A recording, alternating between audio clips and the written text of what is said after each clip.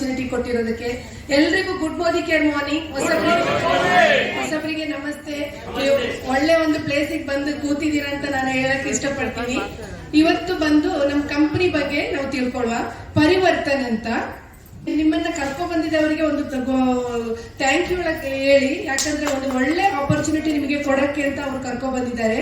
ಇವತ್ತು ನಮ್ ಕಂಪನಿ ಬಗ್ಗೆ ನಾವು ತಿಳ್ಕೊಳ್ಳೋದಾದ್ರೆ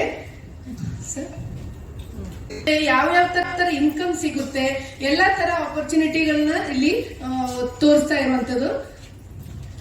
ಇಲ್ಲಿ ಎಷ್ಟು ತರ ಇನ್ಕಮ್ ಬರುತ್ತೆ, ಯಾವ ತರ ನಿಮಗೆ ಇಲ್ಲಿ ನೋಡಿ.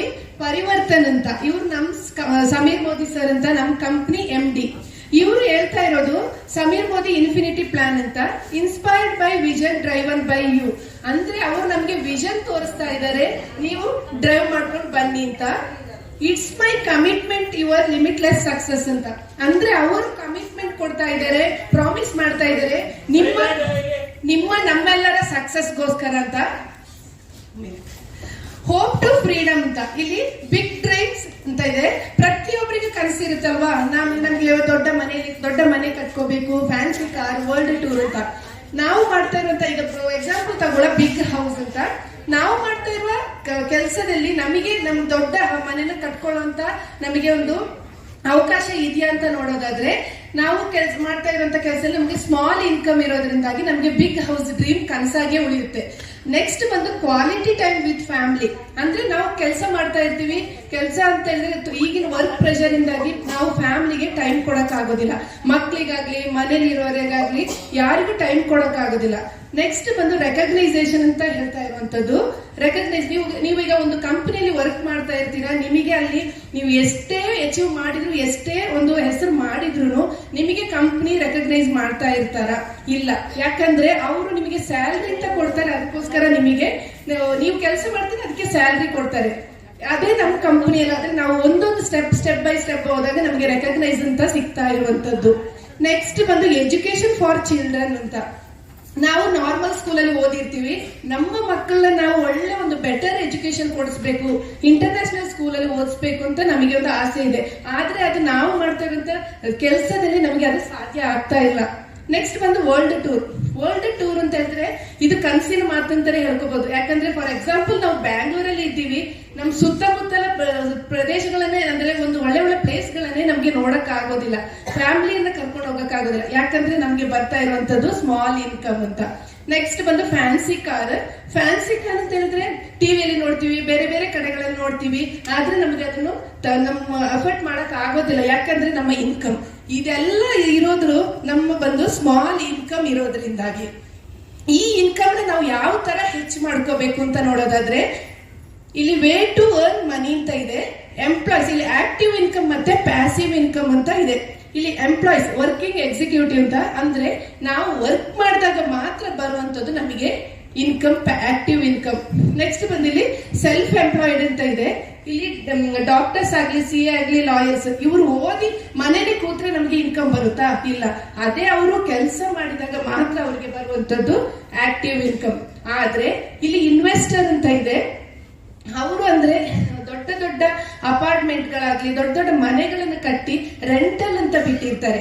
ನೆಕ್ಸ್ಟ್ ಅದರಿಂದ ಅವ್ರಿಗೆ ರಾಯಲ್ಟಿ ಅಂತ ಸಿಗುವಂತದ್ದು, ಅದರಿಂದ ಅವ್ರಿಗೆ ಪ್ಯಾಸಿವ್ ಇನ್ಕಮ್ ಅಂತ ಬರುತ್ತೆ. ನೆಕ್ಸ್ಟ್ ಬಿಸ್ನೆಸ್ ಓನರ್ಸ್ ಅಂತ ಹೇಳಿದ್ರೆ ದೊಡ್ಡ ಕಂಪನಿಗಳನ್ನ ಹುಟ್ಟಾಕಿರ್ತಾರೆ, ಅದರಿಂದ ಅವ್ರಿಗೆ ಪ್ಯಾಸಿವ್ ಇನ್ಕಮ್ ಅಂತ ಬರುತ್ತೆ. ನೆಕ್ಸ್ಟ್ ಬಂದು ಇಲ್ಲಿ ನೋಡುವ ಟ್ರೆಡಿಷನಲ್ ವರ್ಸಸ್ ಡೈರೆಕ್ಟ್ ಸೇಲಿಂಗ್ ಅಂತ, ಅಂದ್ರೆ ಸಾಂಪ್ರದಾಯಿಕ ಮಾರುಕಟ್ಟೆ ಮತ್ತೆ ನೇರ ಮಾರುಕಟ್ಟೆ ಅಂತ. ಸಾಂಪ್ರದಾಯಿಕ ಮಾರುಕಟ್ಟೆ ಅಂತ ಹೇಳಿದ್ರೆ ಫಾರ್ ಎಕ್ಸಾಂಪಲ್ ಒಂದು ಕಂಪನಿ ಪೇಸ್ಟ್, ಈಗ ನಾವು ಹೊರಗಡೆಯಿಂದ ಪೇಸ್ಟಸ್ ಹೋಗ್ತಾ ಇರ್ತೀವಿ, ನಮ್ಗೆ ಕಂಪನಿ ಎಲ್ಲಿಂದ ಅದನ್ನು ತಯಾರು ಮಾಡ್ತಾರೆ ಏನು ಗೊತ್ತಿಲ್ಲ. ಹೋಗ್ತೀವಿ ಮಾರ್ಕೆಟ್ ತರ್ತೀವಿ, ಯೂಸ್ ಮಾಡ್ತೀವಿ, ಅದ್ರ MD ಯಾರು ಗೊತ್ತಿಲ್ಲ, ಯಾವ ಪ್ರಾಡಕ್ಟ್ ಅದ್ರೊಳಗೆ ಏನೇನು ಹಾಕಿರ್ತಾರೆ ಅಂತ ಗೊತ್ತಿಲ್ಲ, ದುಡ್ಡು ಕೊಡ್ತೀವಿ ತರ್ತೀವಿ. ಆದ್ರೆ ಇಲ್ಲಿ ಒಂದು ಕಂಪನಿ ಎಕ್ಸಾಂಪಲ್ ತೋರಿಸ್ತಾ ಇರುವಂತದ್ದು, ಒಂದು ಕಂಪನಿ ಪೇಸ್ಟ್ ಅಥವಾ ಸೋಪ್ ತಯಾರು ಮಾಡಿದ್ರೆ ಅದು 35 ರೂಪಾಯಿಗೆ ಕಂಪನಿ ತಯಾರು ಮಾಡುತ್ತೆ.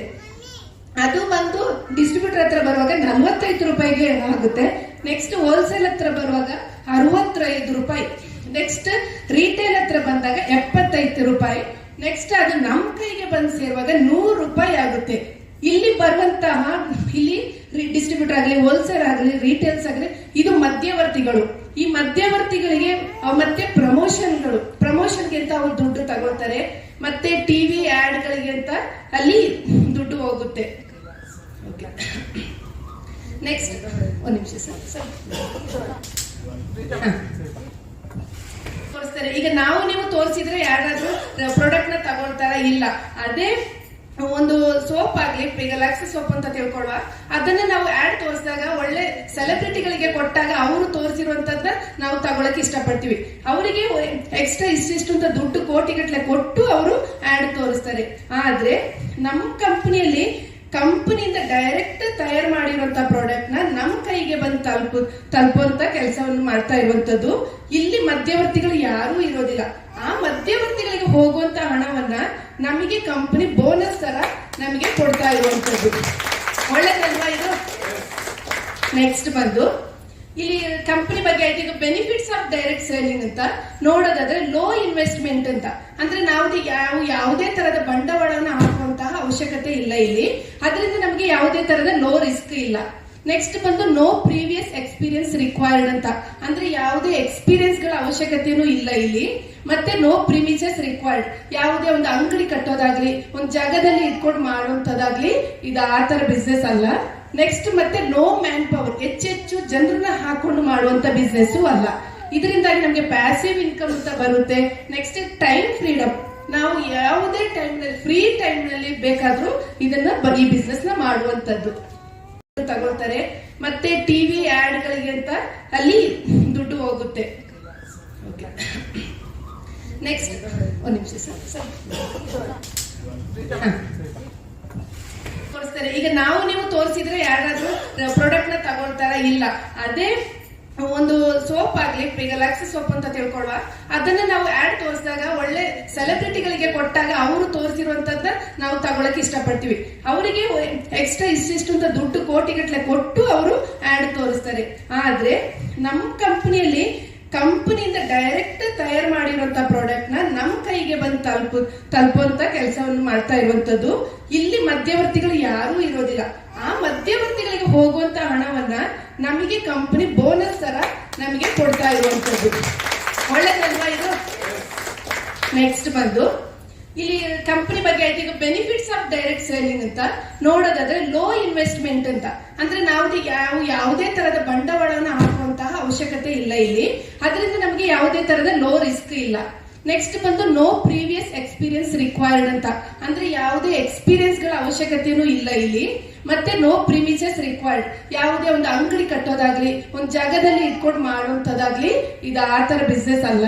ನೆಕ್ಸ್ಟ್ ಮತ್ತೆ ನೋ ಮ್ಯಾನ್ ಪವರ್, ಹೆಚ್ಚೆಚ್ಚು ಜನರನ್ನ ಹಾಕೊಂಡು ಮಾಡುವಂತ ಬಿಸ್ನೆಸ್ ಅಲ್ಲ. ಇದರಿಂದಾಗಿ ನಮಗೆ ಪ್ಯಾಸಿವ್ ಇನ್ಕಮ್ ಅಂತ ಬರುತ್ತೆ. ನೆಕ್ಸ್ಟ್ ಟೈಮ್ ಫ್ರೀಡಮ್, ನಾವು ಯಾವುದೇ ಟೈಮ್ ನಲ್ಲಿ ಫ್ರೀ ಟೈಮ್ ನಲ್ಲಿ ಬೇಕಾದ್ರೂ ಇದನ್ನ ಈ ಬಿಸ್ನೆಸ್ ನ ಮಾಡುವಂತದ್ದು. ನೆಕ್ಸ್ಟ್ ಬಂದು ಬಿಸ್ನೆಸ್ ಫಾರ್ ಜನರೇಷನ್ ಅಂತ. ಈ ಬಿಸ್ನೆಸ್ ನ ನಾವು ಜನರೇಷನ್ ಟು ಜನರೇಷನ್ ಬಿಸ್ನೆಸ್ ಮಾಡಬಹುದು. ಸೂಪರ್ ಅಲ್ವಾ ಇದು? ನೆಕ್ಸ್ಟ್ ಇಷ್ಟೆಲ್ಲ ಹೇಳಿದೆ. ನೆಕ್ಸ್ಟ್ ಬಂದು Modi care, Indian first direct selling company ಅಂತ. ನಮ್ಮ ಇಂಡಿಯಾದಲ್ಲಿ ಫಸ್ಟ್ ಬಂದಿರುವಂತದ್ದು Indian direct selling company Modi care ಅಂತ. ಇದನ್ನ ಸ್ಟಾರ್ಟ್ ಮಾಡಿರೋದು 1996ರಲ್ಲಿ ನಮ್ ಸಮೀರ್ ಮೋದಿ ಸರ್. ಇವರು ಗ್ರ್ಯಾಂಡ್ ಫಾದರ್ ಬಂದು Rai Bahadur Gujaral Modi, founder of father ಅಂತ.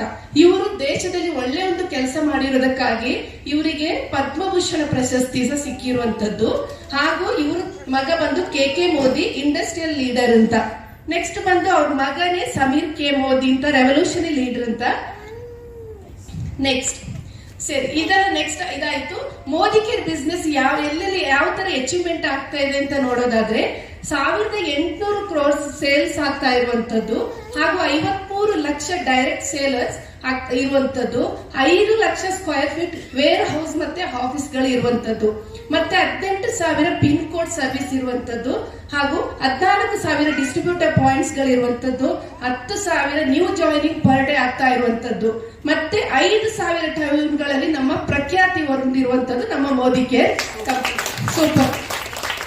ನೆಕ್ಸ್ಟ್ ಬಂದು ಮೋದಿ ಕೇರ್ ಪ್ರಾಡಕ್ಟ್ ಬಗ್ಗೆ ನೋಡೋದಾದ್ರೆ 365 ಪ್ರಾಡಕ್ಟ್ಸ್ ಗಳು ಇರುವಂತದ್ದು. ಹಾಗೂ 750 ಸ್ಕಿನ್ ಕೇರ್ ಪ್ರಾಡಕ್ಟ್ಸ್ ಅಕ್ರಾಸ್ ಮತ್ತೆ ಅಂದ್ರೆ 14 ಕ್ಯಾಟಗರಿಗಳಲ್ಲಿ ಇರುವಂತದ್ದು.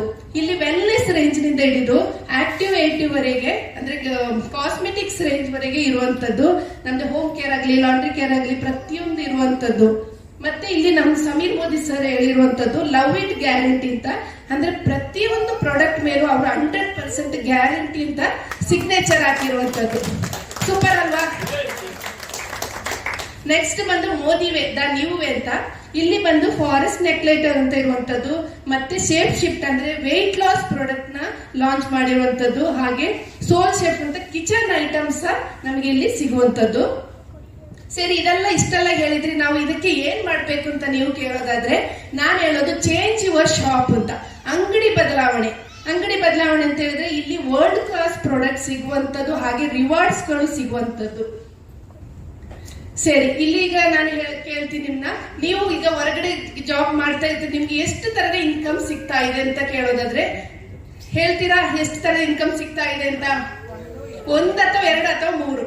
ಆದ್ರೆ ನಮ್ಮ ಮೋದಿ ಕೇರ್ ಕಂಪನಿನಲ್ಲಿ 12 ತರದ ಇನ್ಕಮ್ ನ ಕೊಡ್ತಾ ಇದ್ದಾರೆ. ಸೂಪರ್ ಅಲ್ವಾ?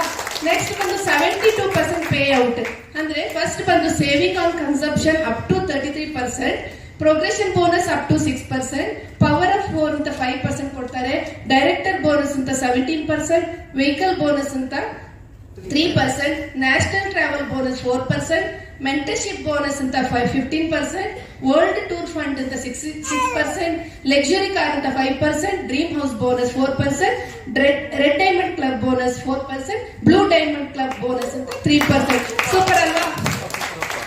ಇಲ್ಲಿ ನೋಡೋದಾದ್ರೆ ಫಸ್ಟ್ ಬಂದು saving on consumption up to 33%.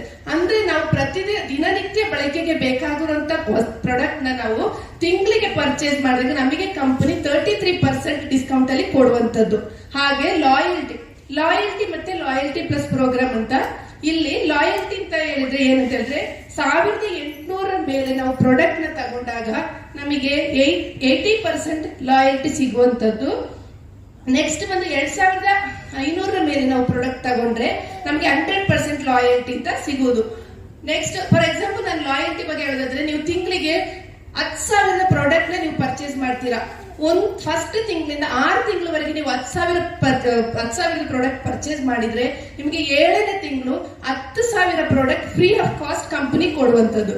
ಅದೇ 7 to 12 ಮಂತ್ಸ್ ವರೆಗೆ ನೀವು ಪರ್ಚೇಸ್ ಮಾಡಿದ್ರೆ 10,000 ಪ್ರಾಡಕ್ಟ್ ಪರ್ಚೇಸ್ ಮಾಡಿದ್ರೆ ನಿಮಗೆ ಪುನಃ 10,000 product company free of cost ಕೊಡುವಂತದ್ದು. 10 + 10 20,000 company free of cost product ಕೊಡ್ತಾರೆ.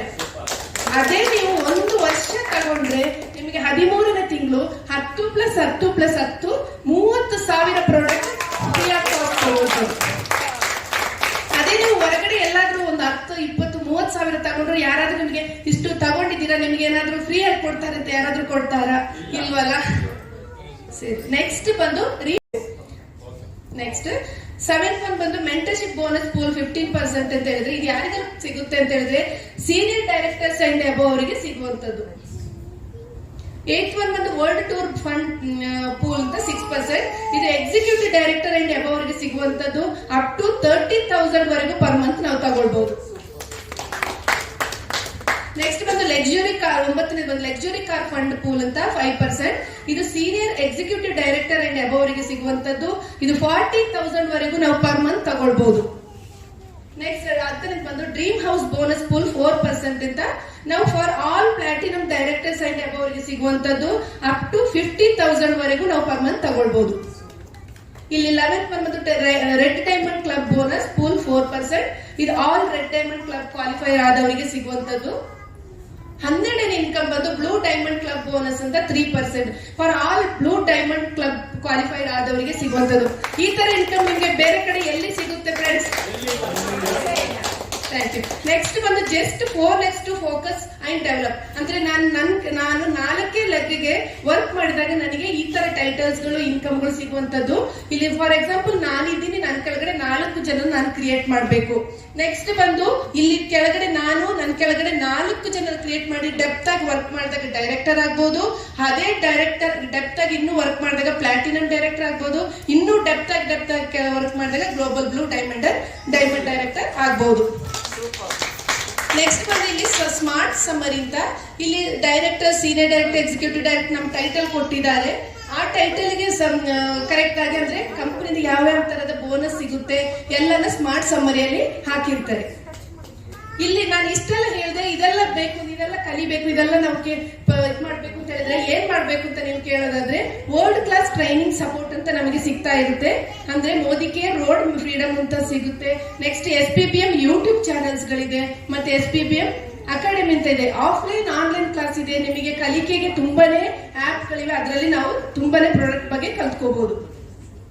ಸರಿ, ಓಕೆ, ಇಷ್ಟೆಲ್ಲ ಹೇಳಿದೆ. ಈಗ ನಿಮ್ಮನ್ನ ನೀವೇ ಪ್ರಶ್ನೆ ಹಾಕೊಳ್ಳಿ. If not Modi care then what, if not you then who, if not now then when. ಅಂದ್ರೆ ನೀವು ಈಗ ಮೋದಿ ಕೇರ್ ಮಾಡ್ತಿದ್ರೆ ಯಾವಾಗ ಮಾಡ್ತೀರಾ, ನೀವು ಮಾಡದಿದ್ರೆ ಮೋದಿ ಕೇರ್ ಯಾರು ಮಾಡ್ತಾರೆ, ನೆಕ್ಸ್ಟ್ ಈಗ ಮಾಡದಿದ್ರೆ ಯಾರು ಮಾಡ್ತಾರೆ. ನೆಕ್ಸ್ಟ್ ಇಲ್ಲಿ journey of 1000 miles start with single step ಅಂತ ಕೊಟ್ಟಿದ್ದಾರೆ. ಅಂದ್ರೆ 1000 ಮೆಟ್ಲು ಹತ್ತಕ್ ಮೊದಲು ನಾನು ಹೇಳುವಂತ ಫಸ್ಟ್ ಸ್ಟೆಪ್ ನನ್ನ ವೆರಿ ವೆರಿ ಇಂಪಾರ್ಟೆಂಟ್ ಅಂತ. ಅಂದ್ರೆ ನಾನು ಹೇಳ್ತಾ ಇರೋದು, ನೀವು ಫಸ್ಟ್ ಸ್ಟೆಪ್ ನ ಇಡೀ ನಾವು 1000 ಮೆಟ್ಲು ಹತ್ತಿಗೆ ನಮ್ಮ ಸಮೀರ್ ಮೋದಿ ಸರ್ ಇದ್ದಾರೆ. Welcome to Modi care. Thank you so much sir. Thank you Natarajan sir, ನಿಮಗೆ ಅಲ್ಪ ಅವಕಾಶ ಕೊಟ್ಟಿರೋದಕ್ಕೆ. ಅಪ್ಲೈನಿಗೂ ನನ್ನ ಲೀಡರ್ಗೂ ಥ್ಯಾಂಕ್ ಯು ಹೇಳಕ್ಕೆ ಇಷ್ಟಪಡ್ತೀನಿ. Thank you so much. Thank you madam, thank you. ಹೆಂಗಿತ್ತು ಪ್ರೀತಾ ಮೇಡಮ್ ಪ್ಲಾನ್ ಕೊಟ್ಟಿರೋದು ಎಲ್ಲರಿಗೂ ಅರ್ಥ ಆಯ್ತಾ? ಓನ್ಲಿ ಆದ್ರೆ